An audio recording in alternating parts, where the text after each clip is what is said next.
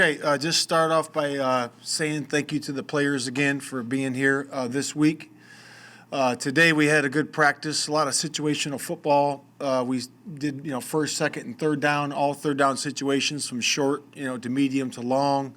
Was really good. We just got a chance to do a 2-minute drill out there, which was very good, into half 2-minute drill, so that was nice. And we did some end-of-game calls, situations that they're the last play or the second to last play before the half or the end of the game to put you in position to score or to stop that score. So the guys did a real good job with the operation. First time going through it, utilizing timeouts, getting out of bounds when they're supposed to, and executing on defense. I thought they did a nice job. And so I'll open up to questions. Matt, I wonder, at this point, how much, if at all, have you started studying the rest of the division, taking a look at schemes and personnel with the Packers and the Vikings and the Lions?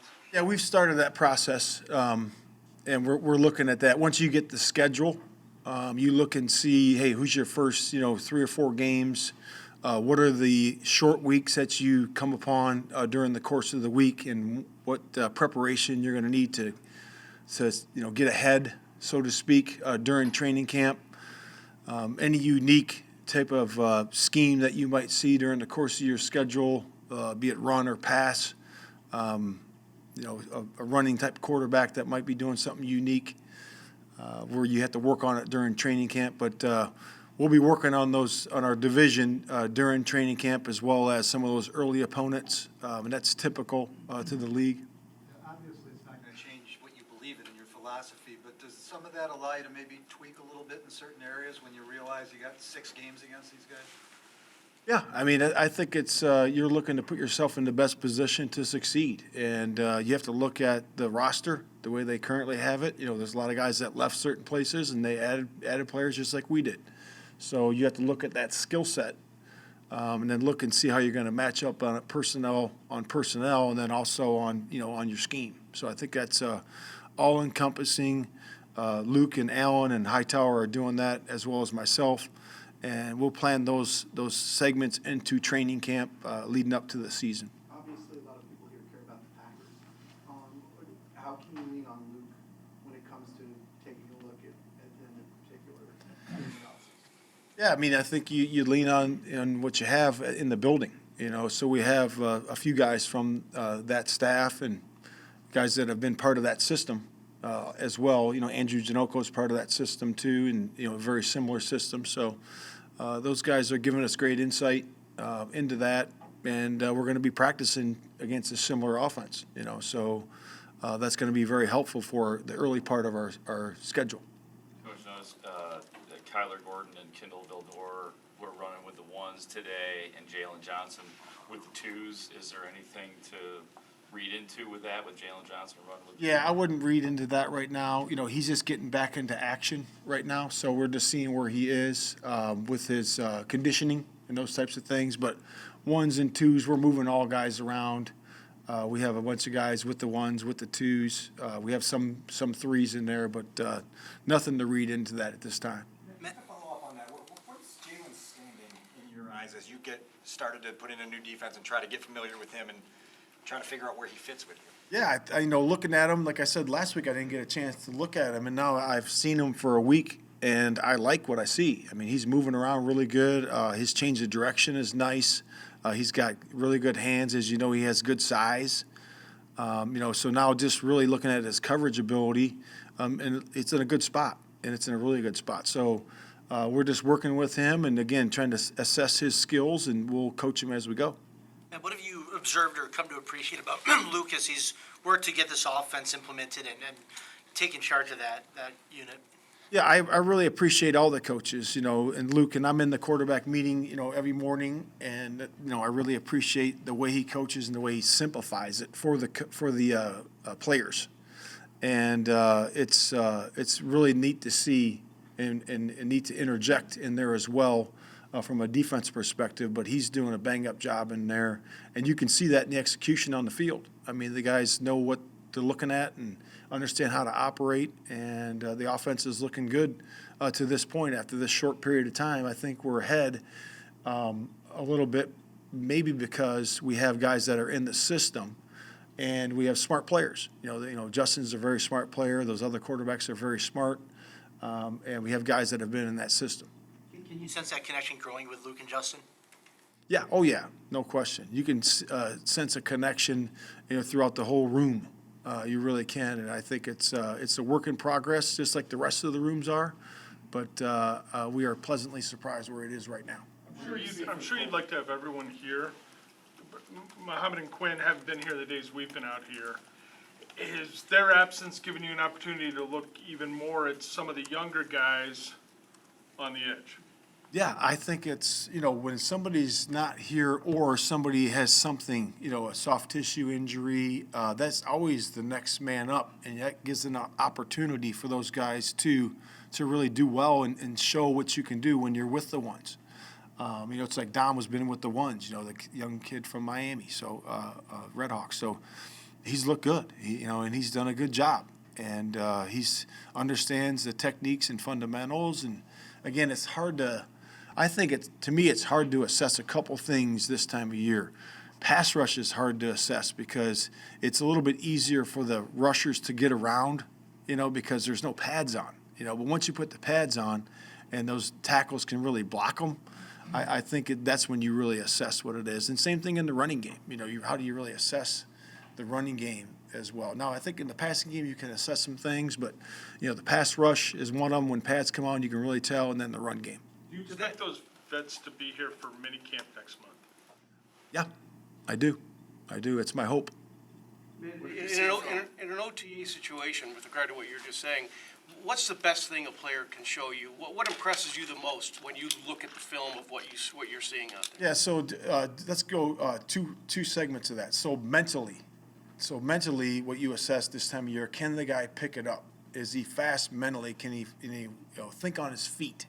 Is he able to adjust and make the adjustments on the fly? Okay, that's number one. And then number two, physically, what you can see is the athletic ability. I like to see athletes, that's what we're acquiring here, really good athletes that can run, that have speed. And can they operate and be quick and not in a hurry, as Coach Wooden would say.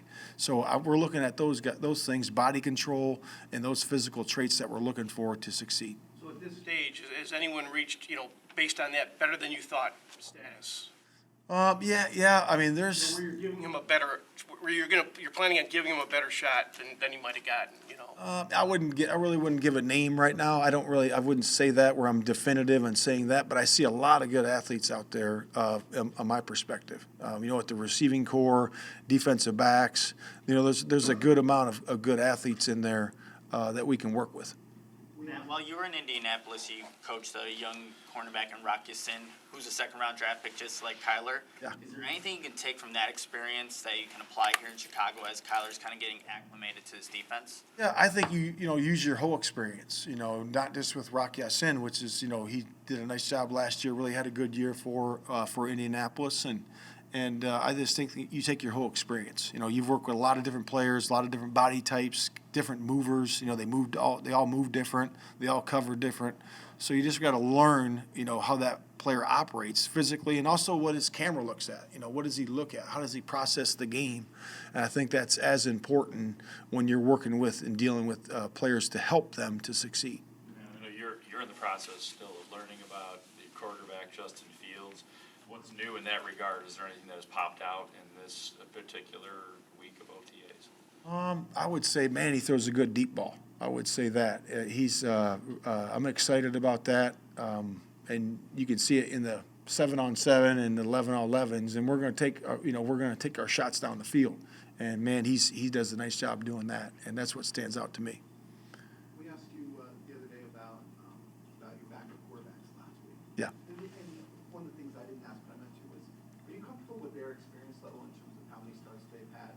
That if something were to happen to Justin, that they could pick it up quick? And what do you look for to see to see how comfortable you are when you're watching them in practice? Yeah, I think it's a work in progress, but I'm comfortable where they are. I mean, they're picking up the offense, and they're operating out there in the practice field, and they're doing a nice job to this point. And we got to go through training camp and keep assessing that and making sure that they are on point. And, man, they're really helping out the room. They're helping out the rest of the offense, and they've done a really good job. With Dominique Robinson, you mentioned it a couple minutes ago, what has intrigued you most? I didn't get the first part of your question. Dominique Robinson, Okay, you yep. mentioned a couple minutes ago. What has intrigued you most now that you've been on the field for a couple weeks with him and just knowing kind of the rawness of his tools and where he needs to go? Yeah, I would just say, like I said during the draft, we talked about him there, playing receiver, and you can really tell in his lowers, that he's at that athletic skill level to somebody would say, hey, this guy could play wideout, and you can see that. And he's got a little slip and slide to him. And like I said, though, to Bigsy, it's hard to assess that right now, but you can see the movement skills, the ability potentially to really turn the corner. And, and we'll see. We'll see as we go. Bill Polian used to say bore. You got to have, at the top of the rush, you got to be able to bore and get underneath and turn the corner, and that takes power. And you're not going to really see that until we get the pads on. Now that you've been here for a little bit, what's the process been like of you just kind of getting adjusted to having so many more responsibilities off of the football field? Not just coaching your players. I know you got them now, but up until now it was, coaching staff, free agency, draft. What's that process been like for you trying to get used to all those other opportunities, and are you more comfortable now that you're getting back to football? Yeah, I think I've been comfortable since the onset. I really do. Hired a really good staff, and those guys are helping, out really well. I mean, they're helping me do my job, and I lean on those guys, and that's why we hired them. From the offensive coordinator, defensive coordinator, all the guys, through A to Z, those guys have done a nice job, and the Chicago Bears organization has done a great job of supporting Ryan and myself to do our jobs, and that's been great. From George to Ted to everybody in the building. So we're excited about that. As you've watched this group kind of come together, are you sensing that foundational chemistry that will be needed to hit the ground running through training? Yeah, I am sensing that. As the process goes, and this is why it's so important for everybody to be here, because you form a team by being together and understanding how we operate. And the only way to do that is to be here. And those guys have been here. We got great attendance, and you can really see the culture and see the team starting to come together. And we're all, I know the coaches are excited about it, the players are excited, and it's been really good. You mentioned Justin Hall. As a defensive coach, what does that do to you when you know that a team's got a dangerous quarterback when it comes to being able to throw? Yeah, I think, twofold, the deep ball and then the ability to run with the ball. So I think those things stretch you. So when you get stretched vertically and horizontally like that, it always causes stressors on a defense. It doesn't matter what kind of style you're running.